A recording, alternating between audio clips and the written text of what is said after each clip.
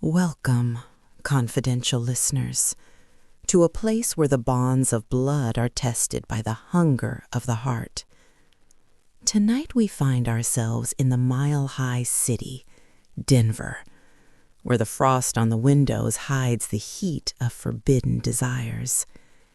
This is Amber's archive, a woman who thought her life was over when a coward left her alone with a child on the way, only to find that her sister's lover was waiting in the shadows with a promise that felt like a gift and a curse. It is a diary of a pregnancy, a betrayal, and a man who wanted a son so badly he was willing to burn his world down to get one. Titled, "My Sister's Boyfriend Wants My Baby," the dark secret he kept for years. So, bolt the door, turn down the lamps, and listen closely, because the audience for this truth is only you. Denver winters aren't just cold, they're cruel. I was 19, working a dead-end job in an accounting office when I saw the two blue lines on the plastic stick. I thought Eddie loved me. I thought we were building something. But when I told him the news in that dimly lit diner overlooking the dark silhouette of the mountains, he didn't reach for my hand. He reached for his jacket. A kid? What's that got to do with me? You should have been more careful, Amber. I was planning on leaving you anyway. If it's even mine, call me in 9 months. Until then, you're on your own. The sound of the wind rattling the diner's windows drowned out my sob. I was left with a cold cup of coffee and a life that had just turned into a ghost story. I had to move back to my mother's house in the suburbs, a house filled with judgment and the suffocating presence of my perfect sister, Rachel. I felt like a failure before I even became a mother. My mother's words were like shards of ice, asking where my head was, how I could be so stupid. But the real trouble didn't come from her. It came from the man who was sitting on our living room sofa when I arrived. Robert, my sister Rachel's boyfriend, a man with steady hands and a gaze that didn't just see my pregnant belly, it saw a future that didn't belong to him. Rachel was happy. She was always the lucky one. Robert was a good man, stable, hardworking, and devoted to her, or so I thought. As my belly began to grow, so did the weight of Robert's eyes. It wasn't a normal gaze. It wasn't the way a man looks at his girlfriend's sister. It was a look of profound, aching longing. Every time I walked into the room, I felt his focus shift like a compass needle finding north. One Saturday, while Rachel was in the shower and my mother was out, Robert cornered me in the kitchen. I was struggling to reach a glass, my 5-month bump getting in the way. He reached over me, his arm brushing mine, and for a second, the air in the room felt like it was electrified. Amber, a woman looks her best when she's carrying a life. It's a tragedy that the man who gave you that child doesn't see the treasure he threw away. I felt my heart hammer against my ribs. It wasn't just a compliment, it was a declaration of war. I started avoiding him, locking myself in my room whenever the doorbell rang. I told myself I was imagining it. He was Rachel's. He was my brother-in-law to be.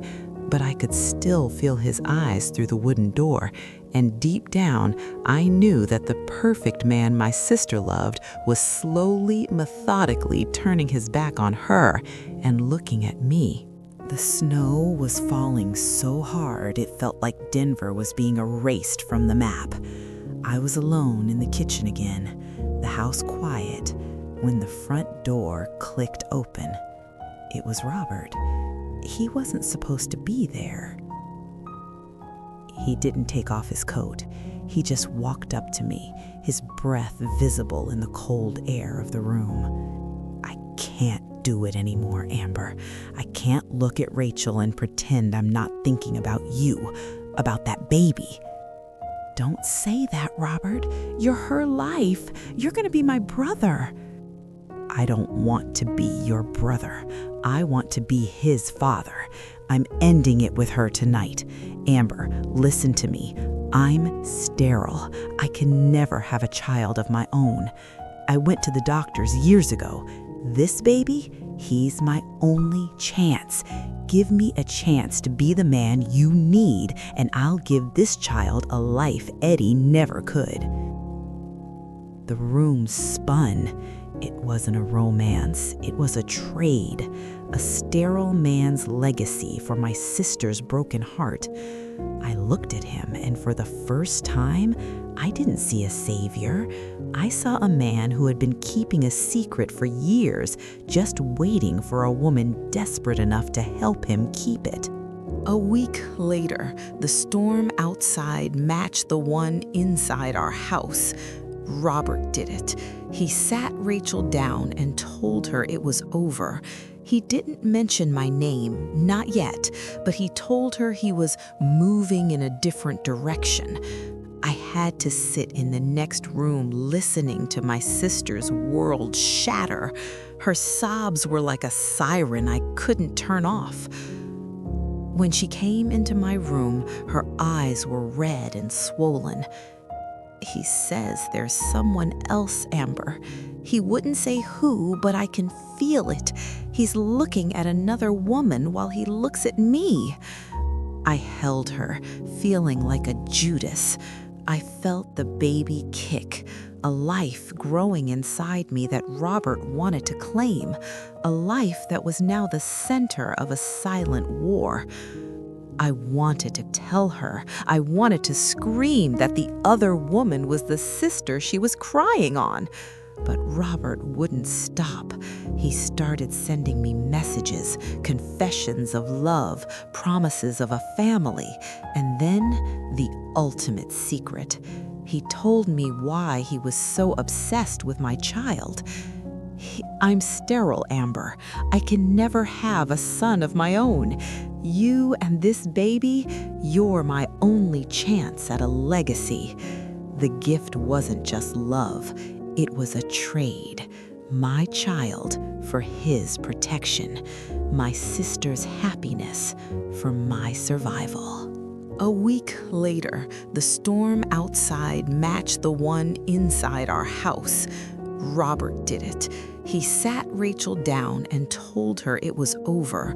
He didn't mention my name, not yet, but he told her he was moving in a different direction. I had to sit in the next room listening to my sister's world shatter. Her sobs were like a siren I couldn't turn off. When she came into my room, her eyes were red and swollen. He says there's someone else, Amber. He wouldn't say who, but I can feel it. He's looking at another woman while he looks at me. I held her, feeling like a Judas. I felt the baby kick, a life growing inside me that Robert wanted to claim, a life that was now the center of a silent war. I wanted to tell her. I wanted to scream that the other woman was the sister she was crying on. But Robert wouldn't stop. He started sending me messages, confessions of love, promises of a family, and then the ultimate secret. He told me why he was so obsessed with my child.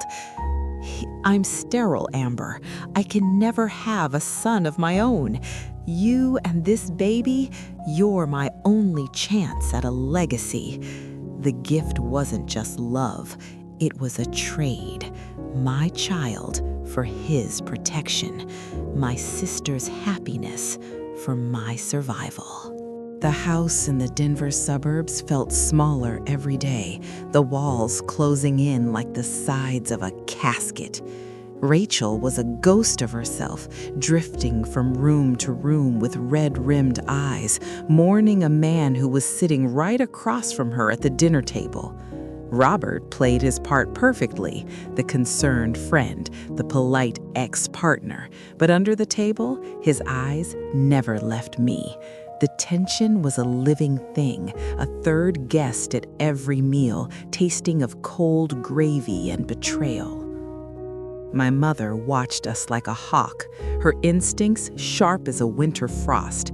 She knew the air had changed, but she couldn't see the shape of the sin yet. I sat there picking at my food, feeling the baby kick against my ribs, a rhythmic reminder of the debt I was accruing. Robert reached for the salt, his hand brushing near mine, and I saw the wedding ring he'd never worn for Rachel glinting in the dim light of the dining room.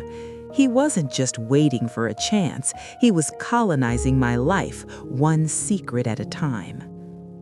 "She'll find someone else, Amber. She's strong, but you need me. That boy needs a name, and I'm the only one willing to give him mine without asking questions." I looked at him and saw the predator disguised as a provider. He didn't want me, he wanted the miracle I was carrying, and I was starting to wonder if a life built on a sister's heartbreak was a life worth living at all. It happened by accident, or maybe Robert was just better at hunting than I thought.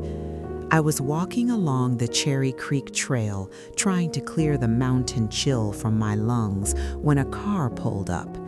It was him. He didn't ask, he just opened the door. The interior of his car smelled like expensive leather and the desperate hope of a man with no tomorrow.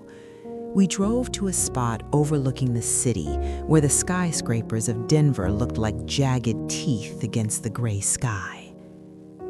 We didn't just talk this time. The weight of the secret was too heavy to carry alone. He took my hand, and for the first time I didn't pull away. I let him kiss me, a real kiss, not the stolen theft from the kitchen. It was the kiss of a man who was buying a future and a woman who was selling her soul to pay for her child's safety. He told me about the doctors, the tests, the years of knowing he was empty. He looked at me with a feverish devotion that made my skin crawl and my heart ache at the same time. He will give him everything, Amber. I will be the father Eddie never was. Just give me the word. The city lights flickered below us like dying embers. I realized then that I wasn't at a crossroads anymore. I was already on the path. I had tasted the fruit, and now I just had to wait for the garden to burn. The architecture of our lives began to crumble on a Tuesday night. The wind was howling down from the Rockies, rattling the window panes like a ghost trying to get in. Rachel was sitting on the floor of the living room, surrounded by old photos of her and Robert, her face a mask of grief. Robert was there too, ostensibly to drop off some things, but his eyes were locked on me as I sat in the armchair, my hand resting on my 7-month bump. The air was thick with the scent of pine needles and unspoken truth. Suddenly, Rachel looked up, her eyes narrowing as she watched Robert reach out to steady me as I tried to stand. It wasn't just a polite gesture, it was the way a man touches what he owns. "Robert, why are you still here? And why are you looking at my sister like she's the only thing in the room that matters?" I felt the blood drain from my face. Robert didn't flinch. He didn't even try to lie anymore. The sterile man was done playing games. He looked at Rachel with a coldness that made the blizzard outside feel like a summer breeze. "Because she is, Rachel," he said, his voice as steady as the mountains. "She's the only one who can give me what I need, and I'm the only one who can protect her." The silence that followed was the sound of a family dying. I watched my sister's face transform from confusion to a horror so deep it made her scream without making a sound. The explosion was instantaneous. Rachel didn't just cry, she erupted. She lunged at Robert, then at me, her hands clawing at the air as if she could tear the betrayal out of the room. My mother ran in from the kitchen, her face pale as she realized the serpent was already in the sanctuary.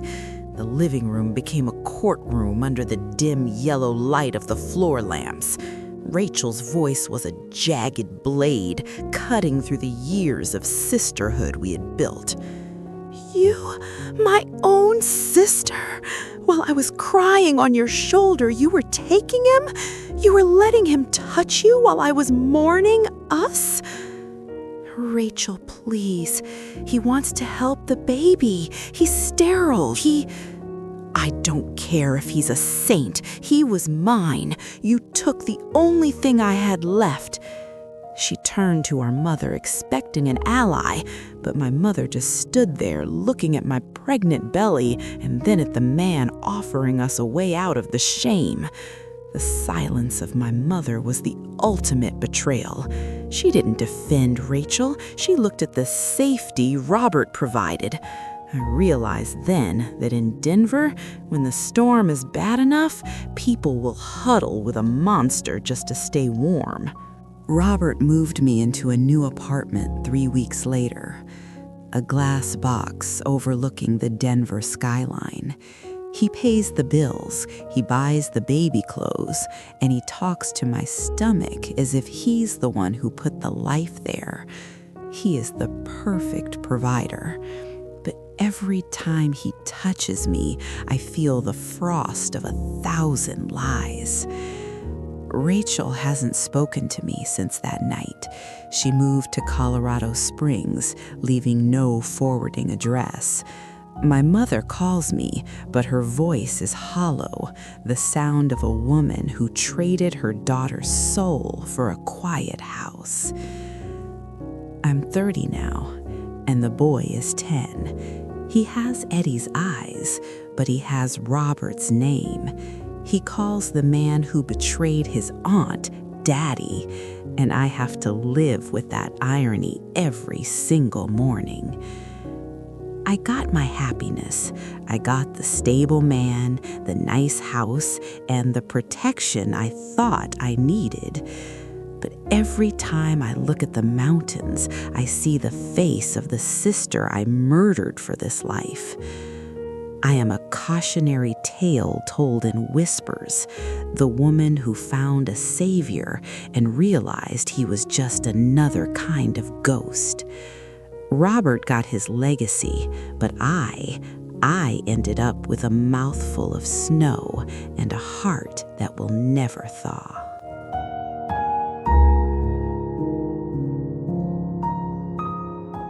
And so the archive closes on Amber, a woman who learned that some gifts from the stars come with a price tag that ruins everyone you love. A story of blood, promises, and the frozen ruins of a mile-high betrayal. If this journey through the winter shadows of Denver has stayed with you, please leave a like and subscribe to our channel. Help us continue to unbox these hidden truths from the secrets inbox. Click the bell icon so you're always there when the next secret is revealed. But I have to ask you, confidential listeners, was Amber's child worth her sister's life, or did she sell her soul for a man who only loved her for her womb? Share your truth in the comments below. Because in the shadows of the Rockies, the only thing colder than the wind is a heart that has to lie to survive. Until next time, stay safe and keep your secrets close. Good night.